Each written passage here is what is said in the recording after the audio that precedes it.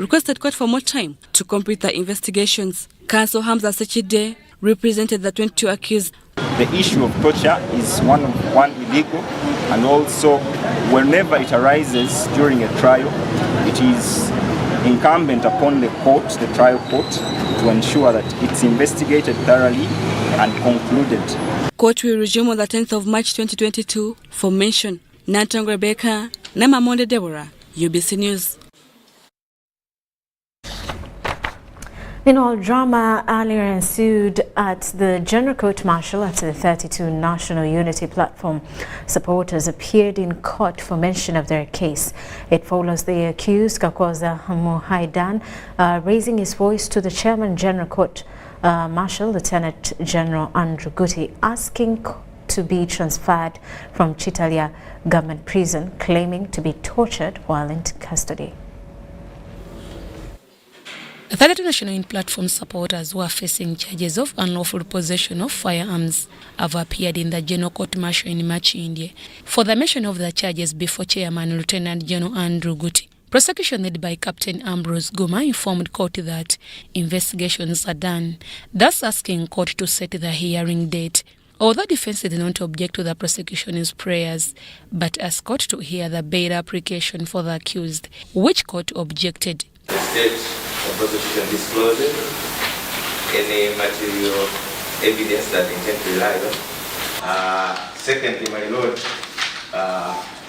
that these persons applied for bail, whereas we received no reply from the prosecution, my lord, we pray that this court formally pronounces itself on that application.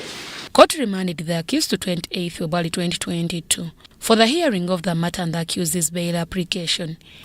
Before I joined the case, the bail application is not there in today's cause list.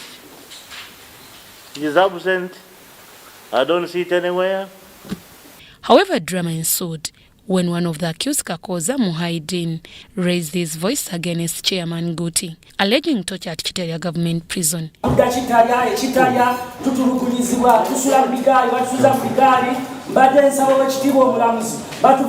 Court did not listen to his plea, basing on the way he expressed his concern. You get me the name of that shouting man? Maybe he's sick. We take him to Botabika. But the whole group should have shouted. Why an individual? Please, if that is the way it's supposed to be, it will not be healthy for him. Lieutenant General Andrew Guti ordered Kakoza to be taken for medical check-up. Showing a lot of provocation and indiscipline. It has never happened anywhere, even in civil courts like that. Why here? There is a reason why, which means we have to take a step by checking him first. Meanwhile, the same court has set 22nd February 2022 to sentence Geoffrey Tamalandi Hassan Sekandi after being convicted on charges of murder and aggravated robbery. Robbery has become very rampant. It's our humble prayer, my Lord, that the convicts be given a harsh deterrent sentence. We concur with the state that he did not have any known past criminal record, either from any other court or within this court, and he has no pending charges before this honorable court. Deborah Namamonde, Nantongo Rebecca, UBC News. The Directorate of Industrial Training in the Ministry of Education and Sports will conduct the Uganda Vocational Qualifications Flexible Modular Assessment from the 11th to the 18th of February. Now, the Acting Director, Directorate of Industrial Training, Patrick Byakatonda, says the assessments help the beneficiary to compete on the international job market. Uganda Vocational Education System has entered a phase that grants a beneficiary to be assessed and get certified for competence. In this period, over 5,000 candidates from 350 assessment centers countrywide will undergo the Competence-Based Flexible Modular Assessment. The exercise will be carried out in 30 vocational occupations, including tailoring, hairdressing, bricklaying, welding, poultry farming, among others. The Acting Director, Directorate of Industrial Training, Patrick Byakatonda, says over 400 assessors, verifiers and coordinators have been deployed to evaluate the exercise. But with big numbers, still we have to do quality. So now, whatever you do professional work. The marks should be given for a person who deserves those marks. You are getting it? The Principal Qualifications Officer, Turiamwesimira Johnson, reminded institutions to observe COVID-19 prevention guidelines, time management, and involve communities on mobilization. Competence-based assessment. An assessor and a verifier, they begin with a candidate and end with what? A candidate. Because you are assessing process, result. Process, result. Every Ugandan needs the skills. As this one is over, wherever you go in your different districts, please try preach that skills are fundamentally for every person, because every person who eats needs skills so as to survive. Sandra Kahonde, Henry Muganga, UBC News. And Ministry of Health has released a report by the Performance Monitoring for Action showing an increase in the contraceptive uptake to 34% in Ministry of Health. I beg your pardon, that's to 34%. Ministry of Health Director in charge of services, Dr. Charles Olaro, attributes the increase in statistics on the self-injection method of family planning, which is being piloted. The report by the Performing Monitoring for Action project indicates an increase in the uptake of modern family planning methods from 30% of 2020 to 34% in the year of 2021. The core principal investigator, Dr. Simon Chibira, says the prevailing economic conditions have compelled the population to have manageable families by adopting different methods of birth control. So these traditional and combined with the modern form all methods contraceptive prevalence rate.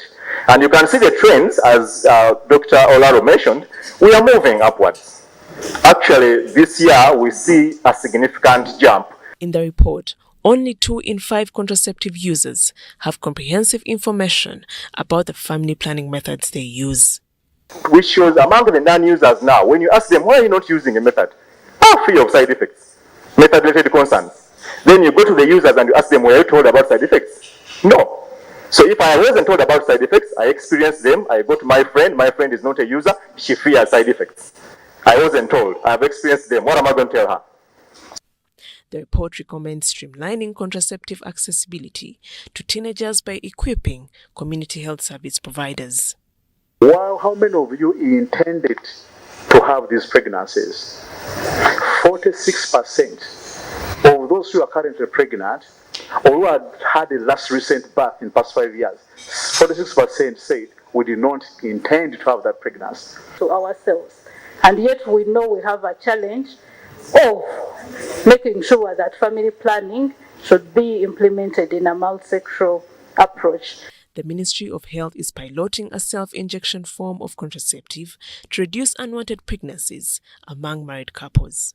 The women have got commitment, so sometimes they fail to return for their next dose. So we think that to avoid them failing to return for their appointments, if they had the commodity at home, they could be able to self-inject. However, the ministry is constrained by resources to extend modern family planning methods to remote areas and private facilities. So we think that if we are able to get commitment from government in terms of funding and also mobilize money from other partners, then we should be able to address the aspect of commodity availability. Nwasasra Isabella, Abdul Nasir Wama, UBC News. And with that, let's take a quick break. We'll return with more details. This is News Tonight.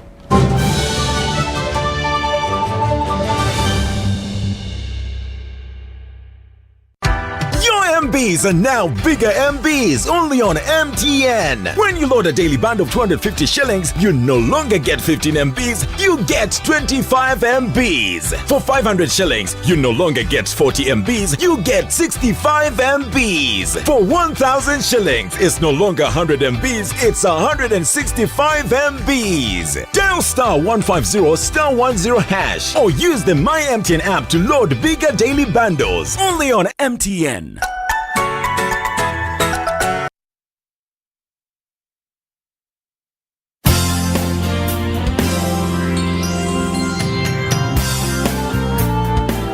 National Medical Stores is a government agency mandated to buy, store and distribute medicines and medical supplies to government health facilities in Uganda. For Ugandans that we serve, help us serve you better by taking your individual responsibilities seriously. Report theft of government medicines and medical supplies to the nearest police station or to the State House Health Monitoring Unit. Do not pay for any medicines or medical supplies labeled Government of Uganda, not for sale. Do all that is within your means to stop all preventable diseases, including COVID-19. Continue observing the Ministry of Health Standard Operating Procedures, SOPs, including wearing a face mask whenever you are in public spaces. Visit a designated health facility to receive your COVID-19 vaccination and a booster dose for those that are eligible. Prevention is better than cure. National Medical Stores, passionate about your life.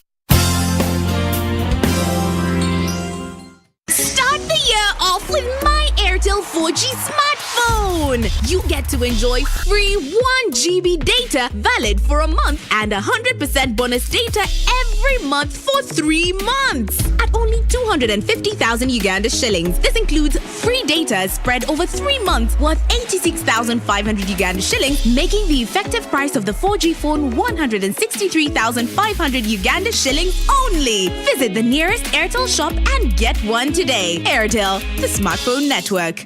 Raising voices. As a teacher, I have the opportunity to shape how children grow and learn. I believe in creating a non-violent school where children feel safe and respected. I promise to lead by example and create a different kind of relationship with my learners, one that helps them grow. In this time of COVID, what is your promise to the children of Uganda? Because a violence-free childhood is everyone's right. Raising voices. Start your day bright and early with good morning bundles from Airtel. That's right. Enjoy brighter days with 2 GB at 5,000 shillings, valid for 24 hours. Join that morning agent meeting. Close that online business deal. Catch up with loved ones. Do it all with the most affordable data bundles. Dial *175# to buy good morning bundles from 12 a.m. to 11:59 a.m. and enjoy 2 GB, valid for 24 hours from time of purchase. Good morning bundles for the best day ahead with Airtel, the smartphone network. COVID-19 is still here with us. As Owechitiwa Peter Maiga, the Prime Minister of Buganda, states, let us all take the necessary precautions. Self-medication is always very dangerous. We should leave medical matters to the medical personnel. It's only a healthy population that can produce wealth. And if you want to work for your well-being, you must care about your health first. Because of the new COVID-19 circulating variants like Omicron, it is very important for all of us to be fully vaccinated with 2 doses of the same vaccine type.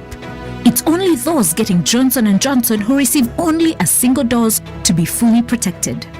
Even after vaccination, continue to adhere to all SOPs by wearing a mask properly, covering your mouth and nose, washing your hands regularly with soap and clean water or using an alcohol-based sanitizer, maintaining physical distance of at least 2 meters from others and avoiding crowds. Echa COVID-19, chija kugwa. This message is from the Ministry of Health with support from UNICEF and partners.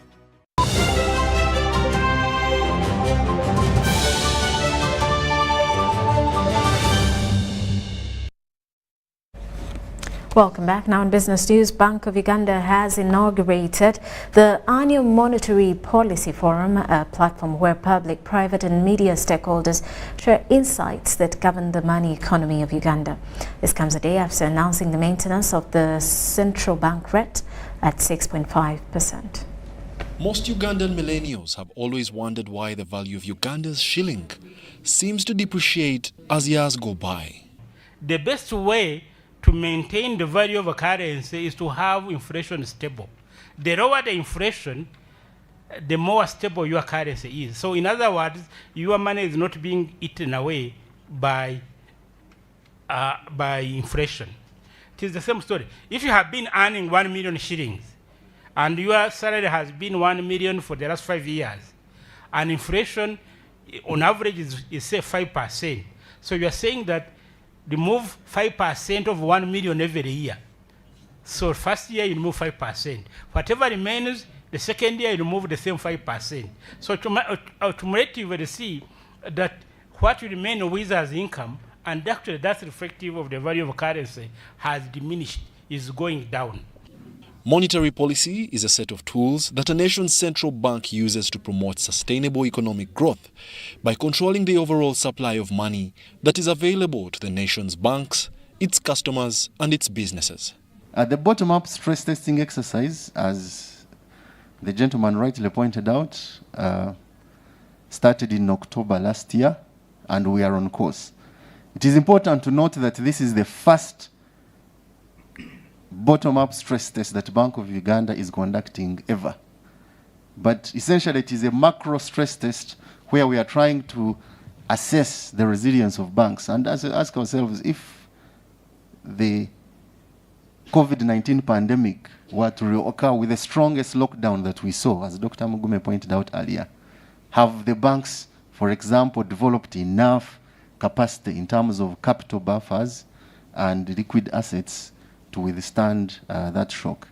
Despite maintaining a low central bank rate to combat COVID-19 shocks, commercial bank lending still remains high, seeing a rise to an average of 19.4% in interest rates in December 2021 from 17.9% in September the same year. So the more savings we have, the more liquidity in the commercial bank, and therefore the more, even if government takes some, at least you have a sufficient amount that can go to lending. The annual Monetary Policy Forum is intended to work as a platform that helps enterprise leaders and citizens understand the various complex processes that influence central bank's decision in ensuring price stability and a sound financial system. The full reopening of the economy and economic recovery could reduce interest rates in the medium term. However, agriculture still remains one of those risky sectors, attracting interest rates of up to 22%. Reporting for UBC News, Wadulo Markanold in Kampala. And Uganda's presence at the Dubai EXPO has yielded positive results in terms of attracting investment and creating visibility. In an exclusive interview with UBC at the EXPO, Eli Twineo, the Executive Director Uganda Export Promotion Board, said they are leaving no stone unturned as the EXPO nears its end. If Uganda's economy is to grow from a low-income to a middle-income economy, its presence in the global market must be felt, argues Eli Twineo, the Executive Director, Uganda Export Promotion Board. For us to create jobs, we must be present in the market, because anyone who will be absent in the market will never make it. And I use the word will never make it. There is no way a country will get out of poverty and that they have no presence in the market, they have no access and entry into the market. Uganda is currently participating at the Dubai Expo 2020, which is credited for bridging the gap between public and private sector entities towards marketing the country. A few delegations have already visited Uganda ever since the Expo started, and they have held meetings with the Minister of Finance, Minister of Trade, Minister of Foreign Affairs, and State House. We came to look for business, basically, to promote Uganda, the most beautiful country on the continent, the part of Africa. There are a lot of opportunities, you enjoy, you relax, when you come to Uganda. The flow of visitors of all ages and nationalities to the pavilion attests the competitiveness of Uganda's pavilion. The images of the Pearl of Africa took this couple down memory lane. Karim, a Lebanese citizen, and Moura, an American, enjoyed their honeymoon in Uganda back in 2007, and the itinerary included a visit to the Murchison Falls, Queen Elizabeth, Chibale, and Bwindi Impenetrable National Parks. Absolutely, actually. We were showing the kids on the map where we were. Then you have the equator circle, which we stood on, and we have that same photo. So we recreated the photo with our kids. It was nice to reconnect and kind of remember the amazing journey that we've had here. One of the most memorable experiences was seeing the chimpanzees. So this was kind of nice to kind of bring it all back, and hoping to take the kids one day to experience it as well. The motto, connecting minds, creating the future. The Dubai Universal Exposition provides the participating 192 countries a platform to attract investment and do business. Dennis Igoa for UBC News. City Mayor Salim Uhuru has vowed to make Kampala city free of street vendors to ensure cleanliness and safety within the city. KCCA intervention to have a clean and safe city seems to be progressing despite the problem of relocation.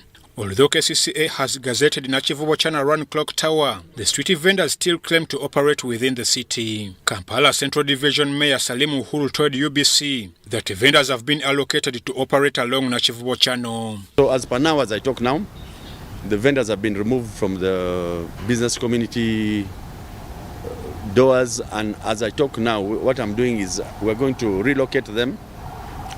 What the government thought of was to buy for them land elsewhere, but our brothers and sisters want to be in city center, which is very absurd. So what we're going to do as per now is we're going to see how we can relocate them to the Nakivubo Mwala channel, that side, in the meantime, because as per now I want to see Kampala city as safe as ever. We've been having a lot of people now moving with blocks of stones hitting people.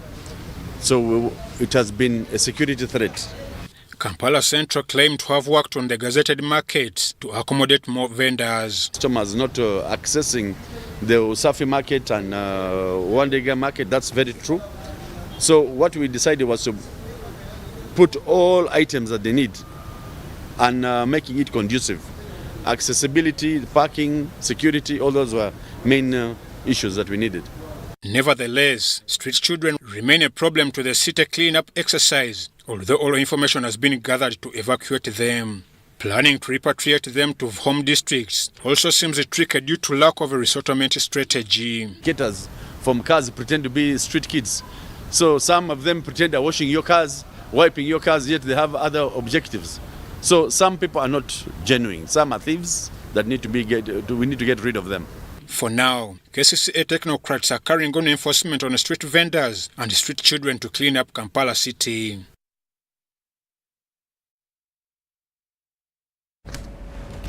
Meanwhile, tea nursery bed operators and leaders in south-western Uganda have disagreed with the Ministry of Agriculture, Animal Husbandry and Fisheries on the criteria to use on settling standing debts for the tea operators who lost their tea seedlings to drought and the strike between 2016 and 17.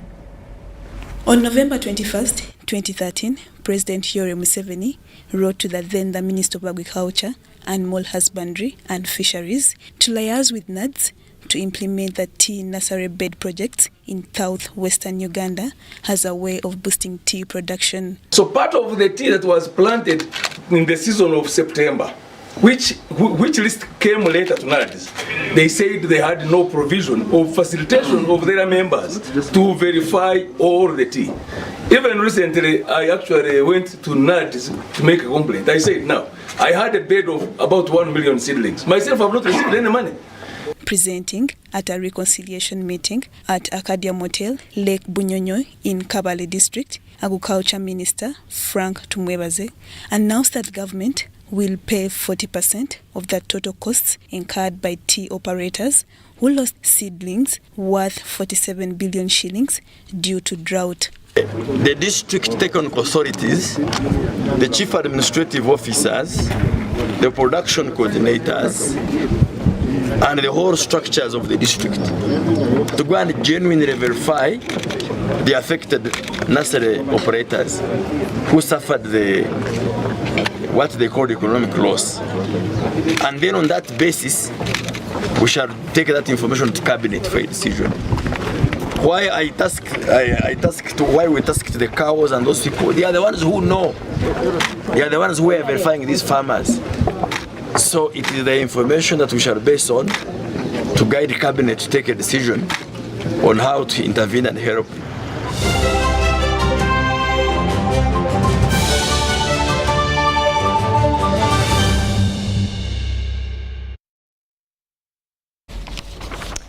And now, sports, a few games played in the Nile Special Rugby League. Clubs continue to strategize, aiming to win the trophy.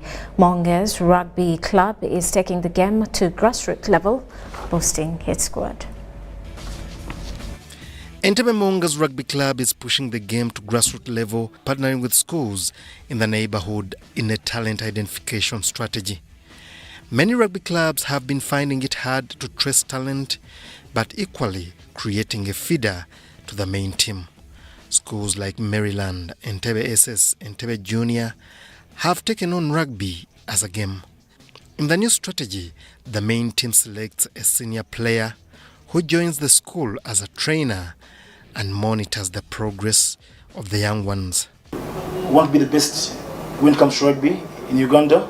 We are majorly planning on having a squad depth because, as you're aware, the COVID issue, the two years break from rugby, many of our players took a break and were unable to return to play. So we are looking at recruiting. After a series of games, Mongas are now fourth on the table, but believe they can improve, targeting lifting the trophy at the end of the season. We have so far played 7 games in this league. We have 2 more games to half of the league, and yeah, we are fourth. We definitely targeting to be the best. We want to be the best when it comes to rugby in Uganda. An extension of their sponsorship partnership with Plascon for the next 3 years to a tune of 360 million shillings has been on. Plascon has had a history of supporting sports in Uganda. We have supported football, we have supported basketball at some stage, we have supported netball, and also rugby. We believe that the Ugandans are very passionate about sports, and sports is one unifying factor which brings people together.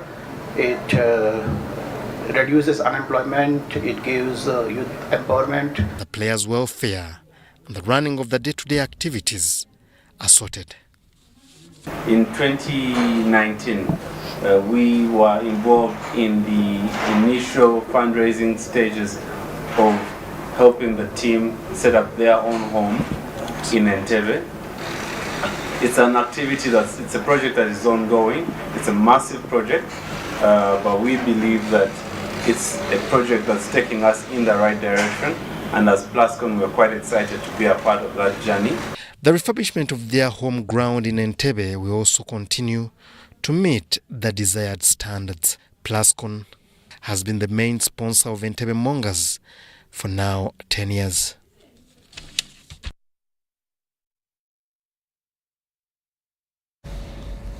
Well, that does it for news tonight. Thank you for sticking with us. Elizabeth Nakakoni on Sign Language. I am Rhoda Ngonzi. Have yourselves a lovely night.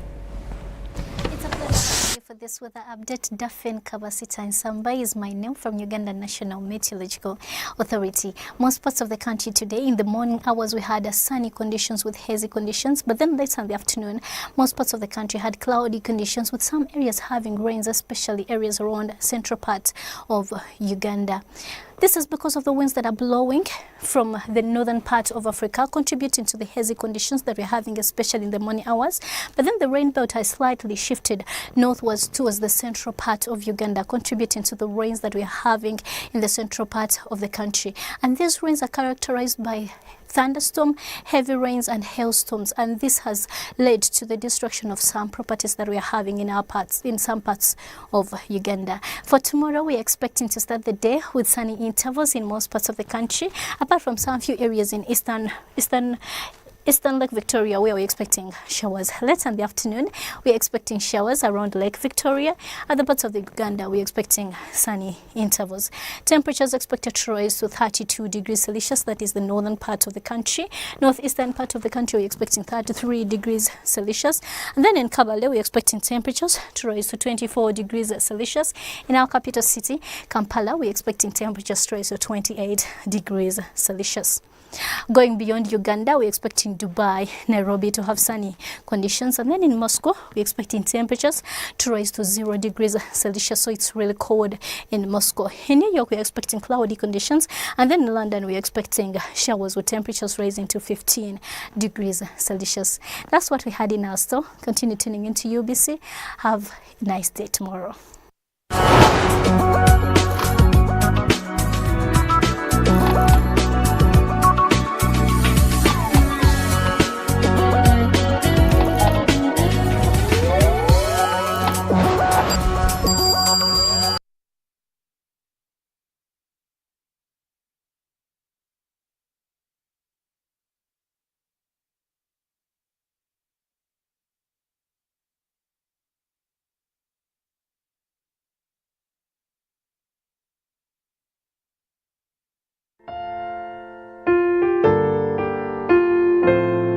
Government of Uganda, together with the Iteso Culture Union, regrets to announce the death of the paramount chief of Teso, Emorimori Augustine Osuban Lemokol, which occurred on the 5th of February 2022 at Malago National Referral Hospital.